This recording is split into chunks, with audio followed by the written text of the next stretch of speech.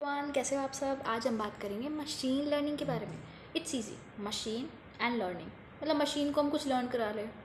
अब एग्ज़ाम में तो आप कुछ लिख के आ सकते हो, बस आपको थोड़ा बेसिक पता नहीं चाहिए, तो वो सब मैं बता रही हूँ आपको। मशीन लर्निंग के अब टाइप्स हो गए: supervised learning, unsupervised learning and reinforcement. Supervised learning मतलब कहीं पे सुपरविजन। पहला वर्ड अब जैसे सुपरवाइज्ड लर्निंग आए क्या आना चाहिए? Label data.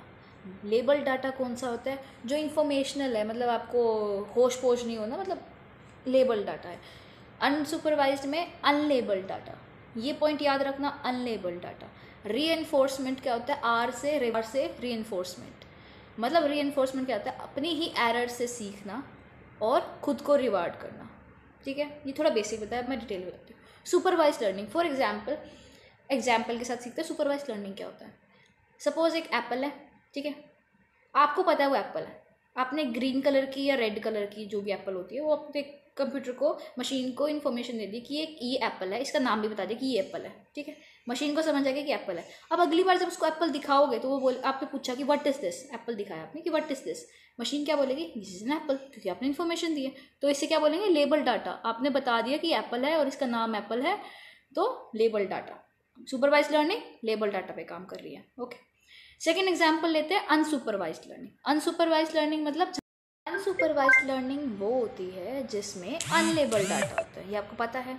अब इसके बारे में हम आगे बात करेंगे कि सपोज आपके पास एक एप्पल तो है, एक बनाना भी है, एक मैंगो भी है, मतलब मिक्स करके वो दे दिया आपको। आपको बताया नहीं कि इनका नाम एप्पल है, मैंगो है, बनाना है, मिक्स करके ऐसे ऐसे दे दिया। किसको दे दिया? मशीन को दे दिया। मशीन क्या कर रही है? इनकी शेप और इनकी चीज़ें देख के कि क्या क्या फीचर्स सेम है उनको डिवाइड कर रही है, मतलब क्लस्टर फॉर्म कर रही है एक तरह से। Cluster means a group of same thing. ठीक है, फिजिक्स में भी ये चीज़ आती है और बाकी जगह भी। क्लस्टर मीन्स एक grouping of same thing, collection of same thing. So suppose Apple वहाँ पे फाइव थे सॉरी 5 थे, तो वहाँ पे 5 एप्पल्स की पिक्चर आ गई।